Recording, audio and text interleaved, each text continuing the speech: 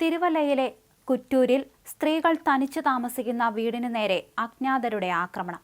വീട്ടുമുറ്റത്തെ പോർച്ചിൽ പാർക്ക് ചെയ്തിരുന്ന വാഗണർ കാറിന്റെ ചില്ല് അടിച്ചു തകർത്തു. തുകലശ്ശേരി അമൃത വിദ്യാലയത്തിലെ അധ്യാപികയായ കുറ്റൂർ കല്ലുരേത്ത് വീട്ടിൽ ഉമാദേവിയുടെ വീടിന് നേരെയാണ് ആക്രമണം നടന്നത്. ഉമാദേവിയും 83-കാരിയായ മാതാവ് ശാന്തകുമാരി അമ്മയും മാത്രമാണ് ഈ വീട്ടിൽ താമസം. ഇന്ന് രാവിലെ 7 മണിയോടെ ശാന്തകുമാരി അമ്മ വീടിന് പുറത്തിറങ്ങിയപ്പോഴാണ് കാറിന്റെ ചില്ല് തകർന്ന നിലയിൽ കണ്ടത്. അയൽവാസികളുമായി വർഷങ്ങളായി വഴിത്തർക്കം നിലനിൽക്കുന്നുണ്ടെന്നും ഇതാകാം അക്രമത്തിന് പിന്നിലെന്ന് സംശയിക്കുന്നതായും വീടിന്റെ മുൻവാതിലിന്റെ പടിയിൽ പൂച്ച, എലി എന്നിവയെല്ലാം കൊന്നുകൊണ്ടുവയ്ക്കുന്നത് പതിവാണെന്നും ഉമാദേവി പറഞ്ഞു. ഉമാദേവിയുടെ ഭർത്താവ് വിദേശത്താണ് ജോലി ചെയ്യുന്നത്. പഠന ആവശ്യത്തിനായി മകൻ ബംഗളൂരുവിലും മകൾ പോണ്ടിച്ചേരിയിലും.